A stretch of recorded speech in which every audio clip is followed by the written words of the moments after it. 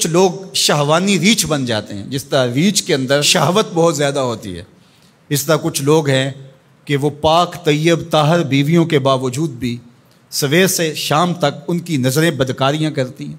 ایسے بدکار لوگ ہیں کہ کالج کے اندر اپنی بیٹی کو بھی چھوڑنے جا رہے ہوں تو وہاں بھی اپنی نظر کو محفوظ نہیں رکھ پاتے، حالانکہ وہ اپنی بیٹی کو چھوڑ کے آ رہے ہیں۔ ہر وقت ان کی فطرت ریچھ کی طرح ہوتی ہے، گندے غلیظ۔ تو یہ فطرت بدل گئی ہے۔ قرآن نے جو کہا نا اولئک کالانعام بل ہم اضل، یہ چوپائے ہو گئے ہیں، بلکہ فرمایا چوپایوں سے بھی بدتر ہو گئے۔ یہ چوپایوں سے بدتر کیا ہے؟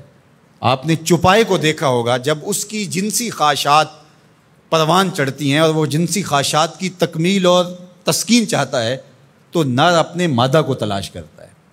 آپ نے کبھی نہیں دیکھا ہوگا کہ کوئی نر سے جفتی ہوا ہو، لیکن انسان جب فطرتاً گندا ہو جاتا ہے تو پھر یہ جانوروں کی فطرت سے بھی نیچے گر جاتا ہے، یہ نر سے بھی جفتی ہو جاتا ہے۔ پھر اس کا مطلب کیا ہوا؟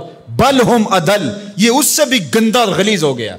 اور اس شخص کے پلے رہتا کیا ہے کہ جو اتنا غلیظ اور گندا ہو جاتا ہے؟ چلتا پھرتا انسان نظر آتا ہے، شکل سے انسان نظر آتا ہے، بل ہم اضل، بلکہ چوپایوں سے بھی آگے گزر گیا ہے، چوپایوں سے بھی رویتاً جو ہے وہ آگے گزر گیا ہے۔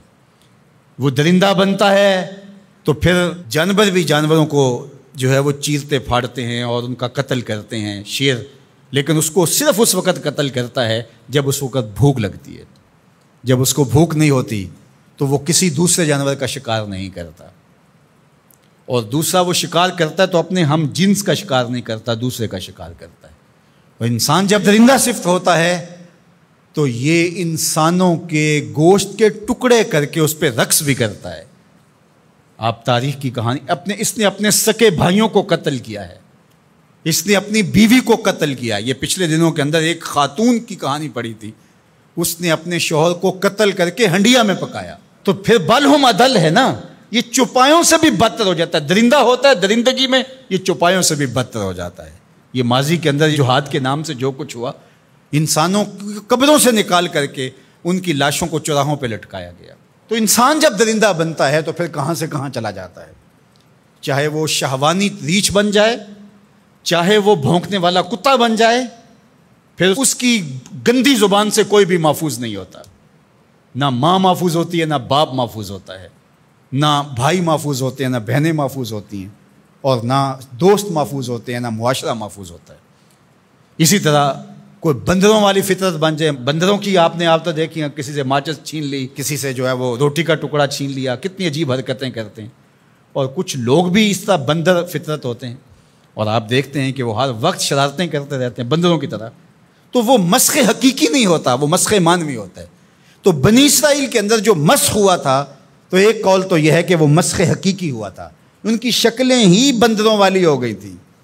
لیکن دوسرا قول یہ ہے کہ مسخ حقیقی نہیں ہوا تھا، مسخ مانوی ہوا تھا، کہ شکلیں تو بندروں والی نہیں ہوئی تھی، عادتیں بندروں والی ہو گئیں۔ اللہ اکبر، عادتیں بندروں والی ہو گئیں۔ اس امت کے اندر مسخ حقیقی نہیں ہوگا، اس امت کو اللہ نے محفوظ رکھا ہے مسخ حقیقی سے، لیکن مسخ مانوی ہوتا رہے گا۔ لوگ مختلف جانوروں کے مشابہ عادات اختیار کرتے رہیں گے۔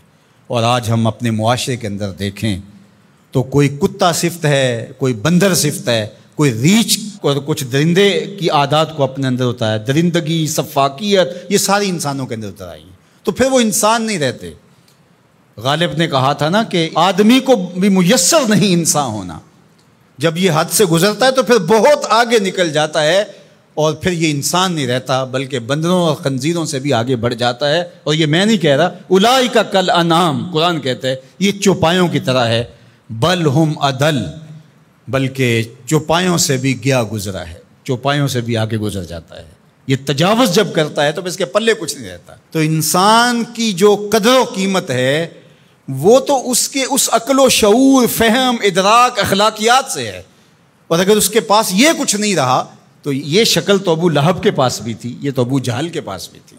تو اس لیے قرآن مجید کے ان احکام کا اور ان واقعات کا انطباق کرے اپنے اوپر کہ ہم اس میں سے کس عذاب میں، کس مصیبت کے اندر مبتلا ہیں اور ہو سکتے ہیں، اور اس سے بچنے کی صورتیں کیا ہیں۔